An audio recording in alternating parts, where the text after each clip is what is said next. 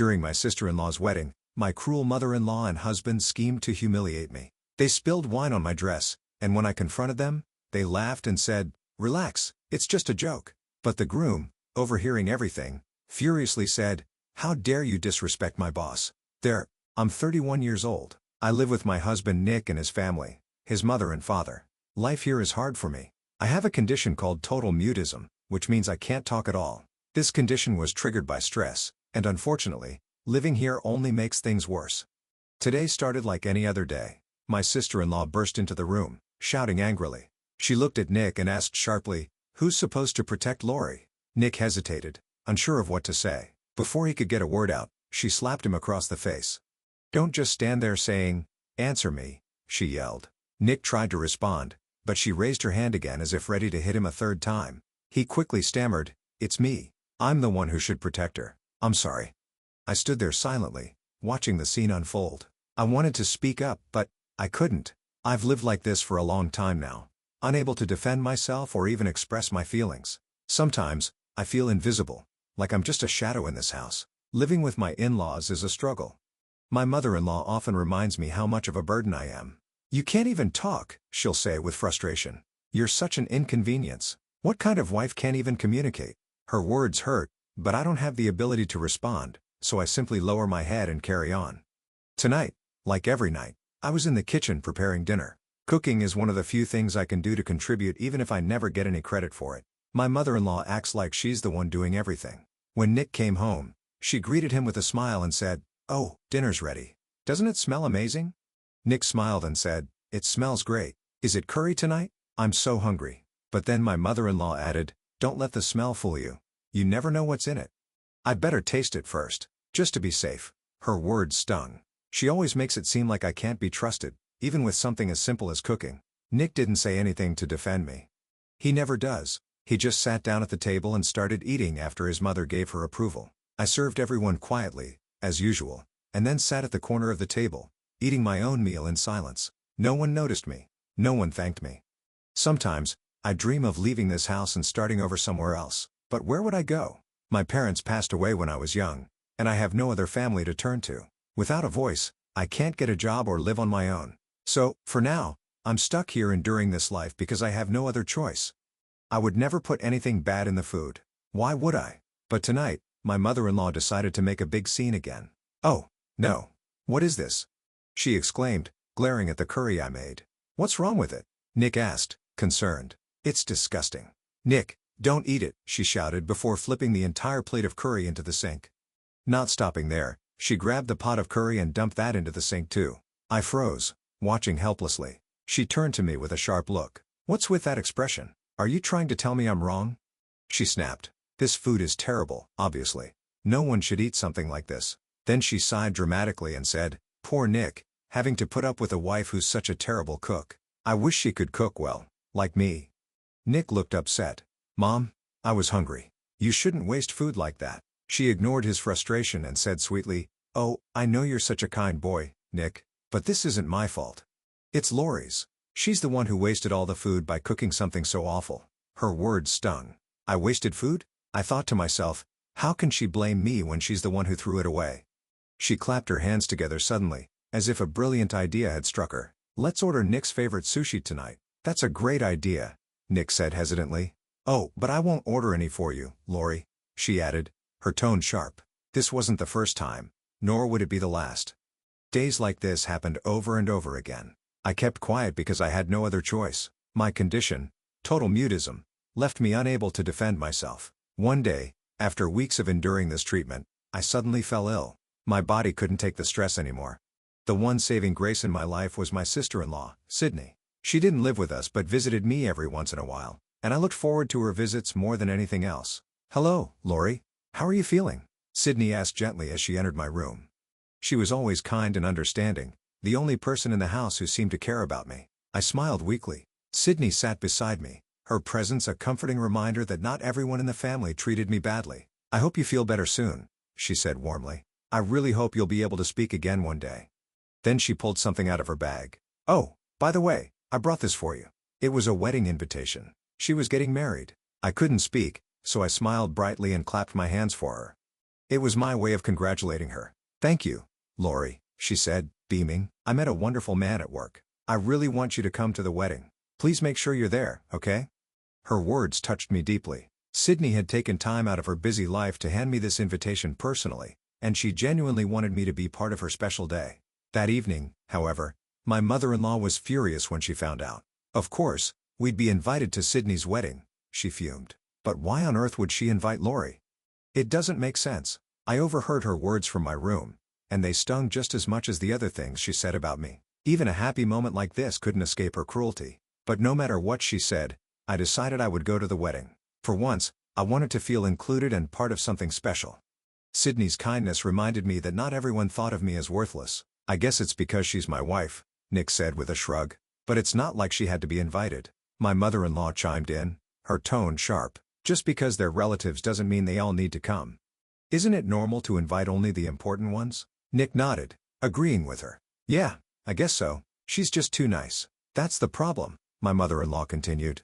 "She probably felt she had no choice but to invite her. Honestly, she's too sweet for her own good. Unlike my mother-in-law or husband, Sydney, my sister-in-law, is nothing like them. She's kind and caring, more like my father-in-law, who is calm and fair. She's always treated me with respect, and for that, I'm grateful." The day of Sydney's wedding finally came. I was excited to celebrate this special day for her. But while I was in the bathroom, my mother-in-law and Nick left without me. When I came out, I realized they were gone. They didn't even bother to tell me they were leaving. My heart sank. I couldn't understand why they would treat me this way, especially on such an important day. As I sat in silence, a thought crossed my mind. Why am I still holding on to them? My illness, total mutism, has made me believe I need them to survive, but maybe I don't. There are support centers and organizations that help people with disabilities. Perhaps I could find a job, even without being able to talk. Yes, I'll get a divorce. The thought brought me a sense of relief. I couldn't keep living like this, enduring their constant cruelty. But before I left this toxic family for good, I wanted to celebrate Sydney's wedding. She had been so kind to me, and I couldn't miss her special day. Determined, I grabbed my bag and headed to the train station. Once there, I took a cab. I typed the wedding venue's address into my phone and showed it to the driver. He nodded and drove me there. When I arrived, I found a seat quietly among the guests. As soon as my mother-in-law noticed me, her face twisted in annoyance. She rolled her eyes, and Nick laughed under his breath. "What are you doing here?" she hissed. I looked at her silently, unable to respond. "What's that look for?" she snapped. "You can't talk, so now you're giving me some kind of attitude? You've got such a twisted personality. You weren't even supposed to be here, so we left you behind. And yet, here you are, ruining the day. What a pain." Before she could continue, a relative nearby intervened. "Oh, come on, that's enough.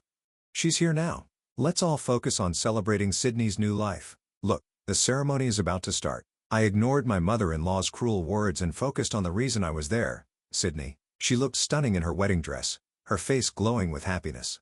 Seeing her so radiant made me smile. This was her day, and I wouldn't let anyone ruin it for her, not even my in-laws. Sitting there, I made up my mind. This was the last time I would endure their cruelty. After the wedding, I would take steps to build a new life for myself, one where I could find peace and dignity. But for now, I pushed those thoughts aside and focused on Sydney's joy. Her happiness was worth it. As I watched my sister-in-law during the wedding, I couldn't help but admire her. She looked so beautiful and happy that for a moment, I forgot about my mother-in-law and husband. The warmth and joy in the room made me feel at ease, even if just for a little while.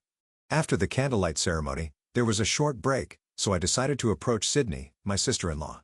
I smiled at her and clapped my hands softly to show my admiration. She noticed me immediately and smiled warmly. "Lori, thank you so much for coming today," she said kindly. I took out my phone and typed a message, showing it to her. She read it and nodded enthusiastically. "Of course, let's take a picture together," she said, her voice full of excitement. Sydney is such a kind and understanding person. She doesn't need me to speak to know how I feel. She always seems to understand me perfectly, even without words. Her warmth and empathy are things I've rarely experienced in this family. It made me happy to share this moment with her. As we talked, some of her friends came over to the table. I bowed politely and returned to my seat, not wanting to take up too much of her time. But as I sat down, my mother-in-law appeared in front of me with a glass of wine in her hand. She looked straight into my eyes and then, without warning, poured the wine upside down onto my chair. I stared at her in shock. "What is she doing?" She smirked and said mockingly, "Oh, no." I spilled my wine. What a shame. I guess there's no seat for you now. You should just go home. Before I could react, some staff members rushed over to bring me a new chair. But my mother-in-law waved them away. Don't bother. She's leaving, anyway. Go back to your other tasks, she said coldly. My husband stood nearby, laughing quietly. He didn't even try to stop her or defend me. I felt humiliated and angry. All I wanted was to celebrate Sydney's special day. That was the only reason I came. I realized I had done what I came for, and there was no reason for me to stay any longer. I turned my back on them and started walking toward the exit. Before I could leave, I felt a hand grab my arm. I turned to see Sydney standing there, her face full of concern. "Wait a minute," she said softly. Seeing the desperate look in her eyes, I couldn't hold back my tears anymore. They started flowing uncontrollably. "It's okay," she said, pulling me into a gentle hug. "I'm so sorry, Lori. I didn't realize what was happening before." She let go of me and turned her attention to my mother-in-law and Nick. Her expression changed from gentle to furious as she marched up to them. Without hesitation, she slapped Nick hard across the face. "Nick, you're supposed to protect Lori," she yelled. Nick stammered, but Sydney didn't let him finish. She slapped him again. "Don't you dare say, answer me. Who should protect Lori?" Nick looked down, his voice shaking. "Me? It's me. I'm sorry. I'm so sorry." "That's right, it's you. Then what were you doing just now? Laughing while your wife was being humiliated," she shouted. Nick mumbled something, but Sydney didn't wait for him to finish. She slapped him again, this time on his other cheek. "I'm sorry. I'm so sorry. I was laughing. I shouldn't have. I'm sorry," Nick cried, his tears falling as he apologized. I watched the scene in disbelief, overwhelmed by Sydney's fierce defense of me. For the first time, someone had stood up for me in this family, and it gave me the courage to believe I deserved better. I couldn't help but laugh a little at my sister-in-law Sydney's relentless scolding of Nick and my mother-in-law. But while I found it amusing, Sydney was completely serious. She wasn't just angry, she was standing up for me in a way no one ever had. Every word she said for my sake, and I felt deeply grateful. She was saying everything I had been holding inside for so long but couldn't express myself. I couldn't raise my voice, much less my hand, against my in-laws, but Sydney had no such limitations. She didn't hesitate. Nick tried to lighten the mood. "Oh, come on. There's no need to be so angry," he said with a nervous laugh. "I was just being a little playful. Right, Lori?" I stared at him without reacting. Playful? How could he call what they'd done to me playful? Sydney's voice cut through the tension. "Playful? Lori can't even talk anymore because of you two. Did you ever stop to think about what you've done to hers?" My mother-in-law shot me a nasty glare, as if daring me to speak. Of course, I couldn't, but Sydney didn't let her off the hook. Sydney laughed bitterly. "Don't even try it. It's obvious you're the ones at fault here. Just look at the situation. It's all you're doing, and now you're trying to act innocent. You're horrible, both of you." Then she turned to me, her tone softening. "Lori, I'll get you a new seat. Please stay until the end of the ceremony. I'll handle these two." True to her word, Sydney had the wedding staff escort my mother-in-law and Nick out of the venue. "I'm sorry for the disturbance," she said to the guests, her voice calm yet firm. "Now that the troublemakers are gone, let's all enjoy the rest of the ceremony." I didn't return to the house after the wedding. Sydney acted quickly, and before the day was over, she had made arrangements for me. She contacted a real estate agent she knew and found me an apartment. It was company housing connected to her husband's business, and she offered it to me rent-free. After confirming my intentions, I told Sydney I wanted a divorce. She didn't hesitate to support me. She found me a lawyer and helped me through every step of the process. With her help, the divorce went smoothly. Sydney also made sure I got what I deserved. She pushed for alimony from both Nick and my mother-in-law.